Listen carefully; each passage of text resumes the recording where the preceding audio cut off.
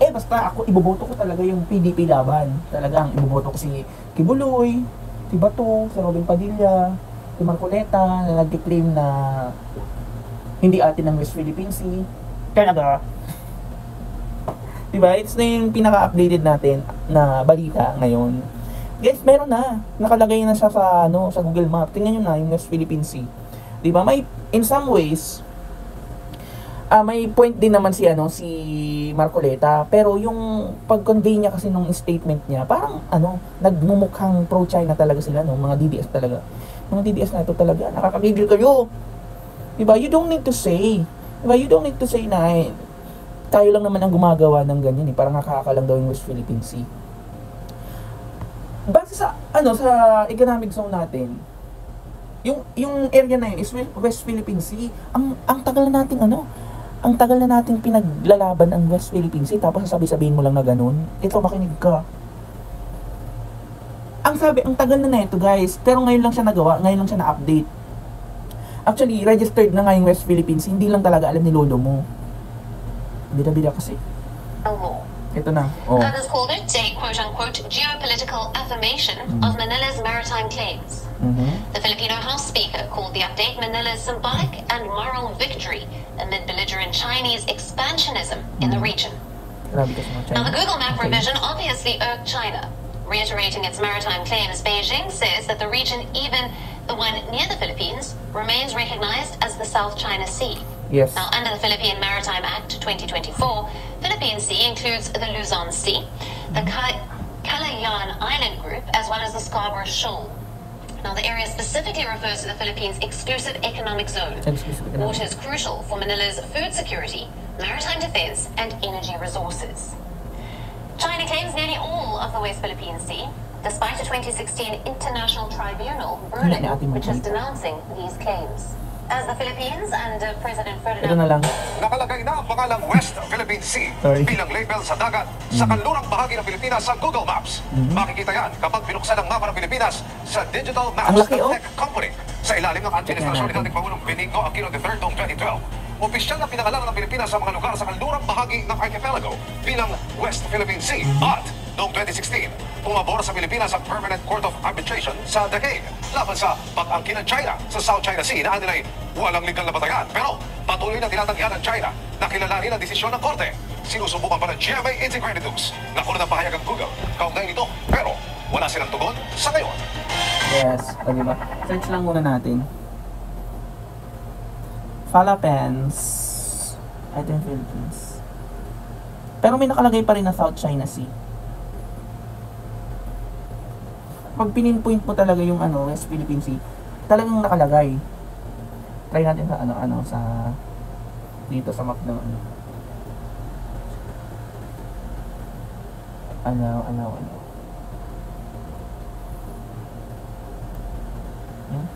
Perfect. Manila, Philippines.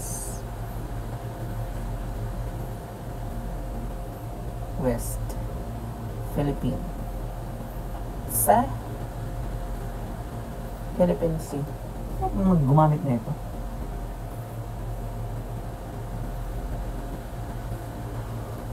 Ba't di lumalabas?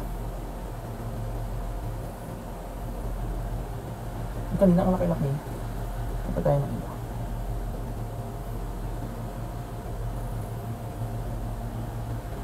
Pero sa totoo lang, guys, di ba kay Marcoleta, yung statement ni Marcoleta, sana. Hindi niya na hindi niya na binuga ng binuga. Ito version. Check niya sa yung mapa niya. Di ba? Mga DTS talagang ito. Pero wala kayong mga say doon sa pag-attorney ni lolo mo, ni Marcoleta, about sa West Philippine Sea. Diba? Nakakasakit kasi yung damdamin, especially doon sa mga nagpo-protect. Gaya ni yung sino ngayon si Sir Itariela, tama ba? Oo. Question pa, napahiyahiya na naman ang lolo mo. Pag mga atin nga, wag na nating sabihin na there's no such West Philippine Sea. Nililiteralize mo masyado ni Marcoleta. So, ano sila parang mga mindset ng mga Duterte. Kaya balikan na naman natin kay Mary Jane Veloso, which is somehow comparable when it comes to giving statements or opinions, diba? Sabi ni Duterte noon, sabi niya dun sa kaso ni Mary Jane Veloso, nagbigay siya ng go signal na, sige na i-execute na daw. Kasi nga, meron daw kasalanan. Samantalang sa panahon ni BBM, nagawa naman ng paraan. Diba? Yan ang sinasabi na, pag may mga ganyan, kung yung sa Qatar, balik na naman tayo sa Qatar, yung mga nabilanggo doon, kung sa administrasyon ni Duterte, tapos yung mga nabilanggo is mga pro-BBM or pro-admin, well, definitely, hindi yun ipagtatanggol ni BBM. Ni Duterte. It will take time. As in. Pero ngayon, di ba? Galing-galing. Di ba nakaka-stress? So, para silang nakaka-stress. Tapos yung mga fake news, yung mga fake news peddler, laban na laban sila. Di ba? Gagil na gigil ang mga nilalang na yun. Doon sa hearing regarding doon sa West Philippine Sea. Bumumba daw tayo against sa China. Pag narinig yun ng China, pwede siyang kunin ng China tapos i-testify niya yun. And then, kalaban niya ng mga Pinoy. Di ba? Sino nga yung nakausap? Yung dapat i-contempt yung mga ganun eh. Yung nag-amin na lang na, opo, fake news na lang ako. Di ba? Ang dami, yung mga umiiyak-iyak pa kayo. Di ba? Puro lang tayo, di ba? Mga DDS na mga walang silbi. Puro lang kayo fake news, puro lang kayo kakapuna ng admin. Ka-stress.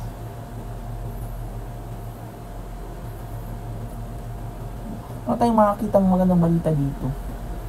So, di ba yung mga hearing about sa mga fake news? Hanapin nyo na lang dyan, guys. Pag mga ganyan, for example, laban ako ng senator. Dapat i-show mo na pinapahalagan mo yung especially yung tao sa Pilipinas, di ba? Yung mga tao sa Pilipinas.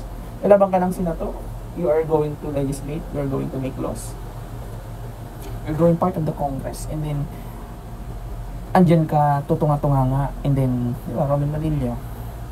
Oo lang ng oo. Yung mga DDS naman, yung mga nasaktan naman siguro sila when, balik tayo kay Marcoleta, yung pagsabi ni Lolo mo na, there's no such West Philippine Sea.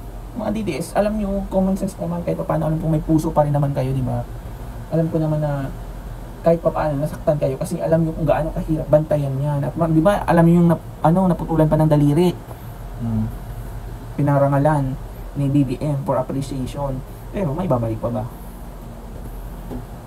Kaya kung ako sa'yo, Marcoleta, huwag ka na lang mag-talk, be. Diyos ko. Di mo alam yung pinagdadaanan ng mga tao. Or dead ma ka lang. So, magkopya-kopya ka na lang dyan, be. Nakakagigil. Nakakagigil! Super signer.